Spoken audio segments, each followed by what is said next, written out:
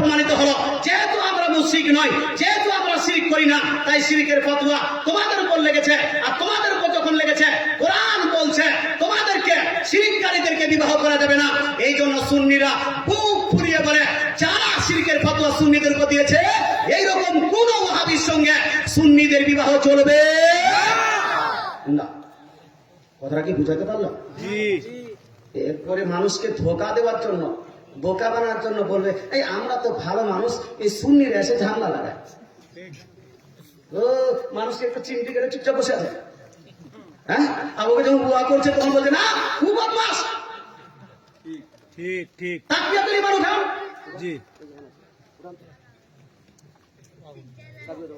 এবার দর্শক আল্লাহুম্মা সাল্লি আলা সাইয়্যিদিনা তাকবীরাতুল ঈমান এটা ছাপানো হয়েছে দারুল কিতাব দেওবন্দ ইউপি। আপনার রাইটারকে শাহ মোহাম্মদ ইসমাইল শহীদ, ওরা শহীদ বলছে, আমরা কাতি বলি। ইসমাইল দেহলভি, দেবন্দীদের গুরু, দেবন্দীদের বাপ। মুসলমান এ লিখেছে কি লিখেছে একটু আমি আপনাকে পড়িয়ে শোনাচ্ছি। হ্যাঁ হুজুর একটু দাঁড়িয়ে যান তো, দাঁড়িয়ে যান। আচ্ছা বলছে তো হুজুর আমি ঠিক করছি না ভুল করছি, দেখো। হ্যাঁ হয়তো কেউ বলতে পারে যে না হুজুর স্যার ওই আপনার মুফতি সাহেব ভুল করছে। শুনেন,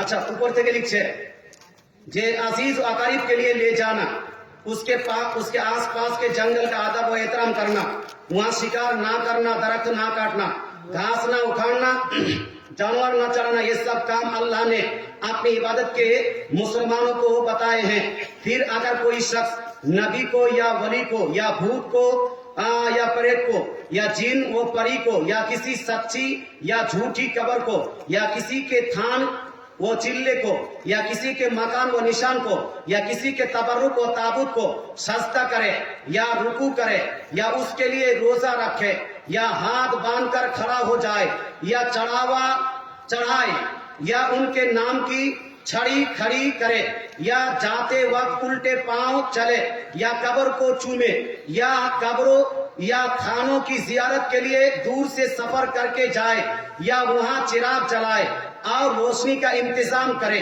या उनकी दीवारों पर गिलाफ चढ़ाए या कब्र पर चादर चढ़ाए या मोरछल छल्ले या सामियाना ताने या उनकी चौखट का भूसा ले या हाथ बांधकर दुआएं मांगे या मुरादे मांगे या मुजाबिर बनकर खिदमत करे, उसके आसपास के जंगल का अदब करे, घर से के और इसी किस्म की बातें करे तो इसने खुला शिरक किया।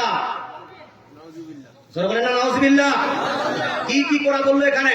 এখানে অনেকগুলো এমন জিনিস বলেছে যেটা আমরা সাপোর্ট করি না, কিন্তু এখানে কি বলছে?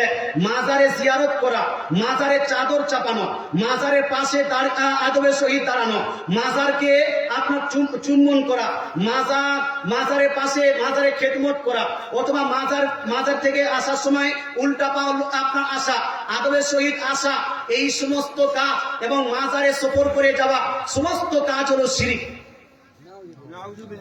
সুন্নিরা করে কি করে না? করে কি করে না? তো সুন্নিদের উপর শিরকের ফতোয়া লাগিয়েছে কি লাগেনি? হ্যাঁ, হিম্মত যদি শিরকের ফতোয়া লাগানো থাকে, তো সুন্নিরা যদি অ্যাকচুয়াল শিরক করে থাকে, সুন্নিদেরকে বেটি দেও কেন? সুন্নিদের বেটি নেও কেন? মুসলমান আপনাদেরকে বলতে চাই, হয়তো এই কিতাবকে জ্বালাতে হবে, নাহলে সুন্নিদের বেটি নেওয়া, সুন্নিদের বেটি দেওয়াকে বন্ধ করতে হবে।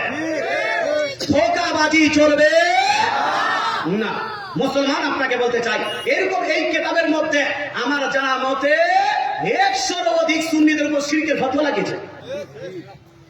এতগুলো শিরকের ফতোয়া লাগানোর পরে লজ্জা শরম করা উচিত এদেরকে, যে সুন্নিদেরকে এরা যারা আপনার যারা বেটি নেন মুসলমান, কিন্তু তারা কোরআনের উপর আমল করবে না। কারণ একমাত্র সুন্নিদের কাছে এই স্লোগানটা আছে, কোরআন হাদিস যেই দিকে আমরা আছি